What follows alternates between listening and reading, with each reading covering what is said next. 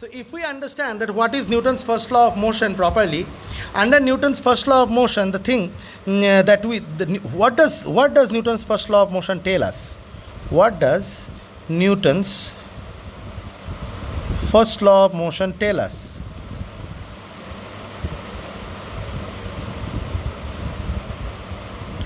Like, definitely Newton's first law of motion tells us about inertia. Now you'll wonder what is this inertia. I'll explain. And second thing that it tells is the definition of force. Sir, how it tells the definition of force? Because inside Newton's first law of motion only force का effect sir छुपा हुआ. A body at rest remains at rest until and unless external force is applied. तो external force apply करने से क्या होगा? Rest का body motion में चला जाएगा. A body at motion continues to remain at motion in the same direction with the same velocity, that is uniform velocity, until and unless external force is applied. मतलब तुम force apply करोगे, जिस direction में body move कर रहा है तो velocity बढ़ सकता है यूनिफॉर्म.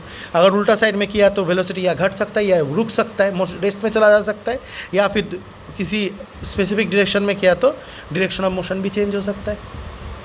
राइट और रॉन्ग? तो ये डेफिनेशन ऑफ फोर्स बताता है.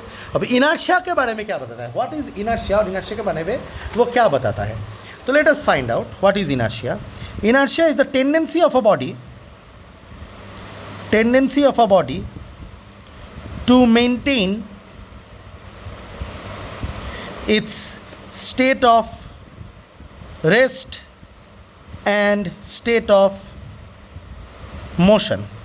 Inertia of a body is the tendency of a body to maintain its state of rest and state of motion. Body का एक टेंडेंसी है कि स्टेट ऑफ रेस्ट और स्टेट ऑफ मोशन को maintain करना. मतलब सपोज एक बॉडी रेस्ट में है, ठीक है, तो ये बॉडी रेस्ट में ही रहेगा. इसका इस बॉडी का एक खुद का टेंडेंसी कि नहीं, मेरे ऊपर तुम फोर्स अप्लाई कर लो, मैं रेस्ट में ही रहूँगा. उसका एक टेंडेंसी. मैं नहीं बोल रहा हूँ कि इनर्शिया हमेशा जीत जाएगा. इनर्शिया से फोर्स भी जीत सकता है और ये मूव भी कर सकता है, तो वो दूसरा बात है. लेकिन इसका एक टेंडेंसी है, उस टेंडेंसी को, उस अपने स्टेट को मेंटेन करने का टेंडेंसी कि मैं रेस्ट में हूँ तो रेस्ट में रहूँगा, हर एक बॉडी का है. ठीक है, ऐसा नहीं कि एक ढीठ बच्चा है, पापा मम्मी बोल रहे हैं कि चलो आके खाना खा लो, वो अपने जगह से हट ही नहीं रहा है, तो उसको बोल सकते हो हाँ इनर्शिया. लेकिन वैसा वाला से नहीं समझना चाहिए, वैसे तो वो हट कर रहा है, तो वो दूसरा चीज़ है कि. लेकिन हाँ, तो सर इसमें इनर्शिया क्यों है? किसी भी बॉडी जो रेस्ट का इनर्शिया मानता है, यानी इनर्शिया ऑफ रेस्ट, जो इनर्शिया ऑफ रेस्ट मान के चलता है, कोई भी बॉडी जो इनर्शिया ऑफ रेस्ट मान के चलता है, उसका inertia of rest depends on the mass of the body.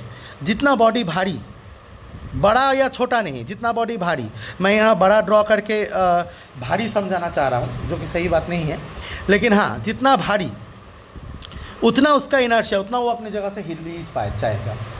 दीवार को धक्का मारोगे दीवार हिलेगा, पेन को धक्का मारोगे पेन हिलेगा. सेम फोर्स अगर पहाड़ को मारा या एक छोटे से पत्थर को मारा, कौन हिलेगा? छोटा सा पत्थर हिलेगा. तो सेम फोर्स में तुम पहाड़ नहीं हिला पा रहे हो, लेकिन पहाड़ का एक छोटा सा पत्थर हिला पा रहे हो. इसका मतलब किसका इनर्शिया ज़्यादा हुआ? फोर्स तो तुमने सेम डाला है, पहाड़ का. क्यों हुआ? क्योंकि उसका मास ज़्यादा है. क्या ज़्यादा है? मास. तो मास, जितना जो चीज़ भारी है उतना उसका इनर्शिया ज़्यादा है, और जितना जिस चीज़ का इनर्शिया ऑफ रेस्ट ज़्यादा होगा उतना उस चीज़ को हटाना, फोर्स अप्लाई करके या उसको मोशन में लेना तुम्हारे लिए टफ होगा. जैसे कभी कभी कोई बक्सा धकेलने में बहुत पूरा ट्राई करते हो, फिर बहुत ज़्यादा फोर्स अप्लाई करके फिर ही उसको हिला पाते हो, राइट? तो इसका मतलब उसका इनर्शिया ऑफ रेस्ट बहुत ज़्यादा है, क्योंकि उसका मास ज़्यादा है. तो इस वजह से आपको उसके ज़्यादा इनर्शिया को ओवरकम करने के लिए ज़्यादा फोर्स अप्लाई करना हो रहा है. बात को समझ रहे हो कि नहीं समझ रहे? इज दिस अंडरस्टूड और not? So that is inertia of rest.